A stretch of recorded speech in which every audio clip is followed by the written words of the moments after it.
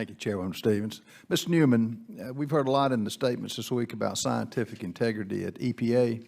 The EPA was part of your review. Is that right? Yes, that's correct. You made 10 recommendations for 6 agencies and yet no recommendations for the EPA. Did you find in your review of the EPA scientific integrity policies, I guess, what did you find when you did your review? Sure. So the way we approached this, we were looking at what activities agencies took to implement their scientific integrity policies. We didn't assess how effective they were. We put that back on the agencies. Do they have things in place to monitor and evaluate those policies? Are they educating their staff? Do they have a process for addressing alleged violations? So EPA met all of those criteria in the policy. So in our focus, as was pointed out, our methodology was focused on how agencies are taking action to implement that. That doesn't mean that an agency like EPA won't have violations of those policies. In fact, we did note in our report that there were several violations, but it's important that the staff feel comfortable reporting alleged violations so they can be thoroughly vetted and determined whether or not the violation occurred. Okay. And also, Mr. Newman, the committee has also conducted oversight on research misconduct. Do agencies define scientific integrity to include research misconduct? Some did, some didn't. Some included those in the policy. There's clear guidance from OSTP from back in 2000 on research misconduct, and so some agencies treated that separately, others incorporated it into their overall scientific integrity policies. It's related, but every agency approached that a little differently. Okay. Dr. Pilkey, how would you define scientific integrity?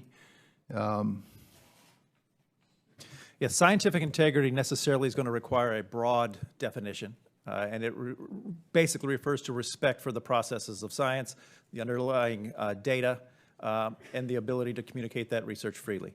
The devil is always going to be in the details of how you turn a very broad definition, which I think is understood. It's characterized by the National Academy of Sciences, understood in the scientific community, but going from a broad definition to something, as we have just heard, that can be implemented consistently across agencies is where the challenge is. So it would include research misconduct. Yeah, any definition of scientific integrity is going to have to be at a minimum harmonized with existing policies and procedures on research misconduct. Obviously, conducting research with integrity would necessarily mean not engaging in research misconduct. So this is one of the critiques I have of the existing bill, is it's not quite in harmony yet with existing policies and procedures across the federal government for research misconduct.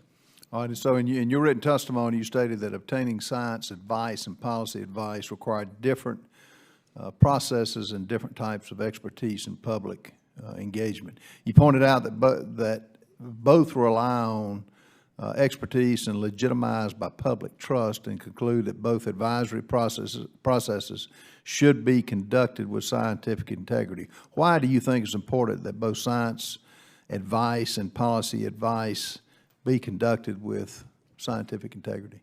So typically, scientific advice deals with questions that can be answered empirically with the tools of science. How many prairie dogs are in Colorado, for example?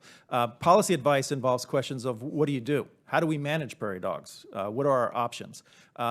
Both sets require relying on empirical information collected with integrity, but in the former, what you're doing is answering a direct question posed by a policymaker with the tools of science.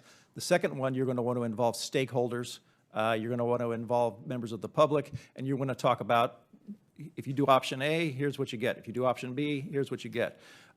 They're different processes, both are advisory processes, and both depend on science conducted with integrity beneath them. So what recommendations would you have for how science integrity principles, how you would incorporate those into your policy advice processes? Yeah, so I think one key distinction is to recognize that the charge that's given to scientific advisors is just as important as the advice that they produce. So as policymakers, appointed officials, you guys have an obligation to be very clear in what it is you want from your advisors. A lot of times what happens is a scientist is brought perhaps before a congressional committee, and members already know the answer, they know the policy they want, and they want support for it. That's fine. That's how politics works. But in a situation where you want scientific advice, it's very important to go to FACA committees, National Academy of Sciences, and panel a special committee to provide that advice that you want, if it's indeed scientific advice. And if you want options, what can we do? How do we deal with this problem? How do we make the water cleaner in Flint, Michigan? Then explicitly say, we want options. Then we can do a much better job serving what you need and then produce that information with integrity. Thank you so much. I yield back. Thank you, Mr.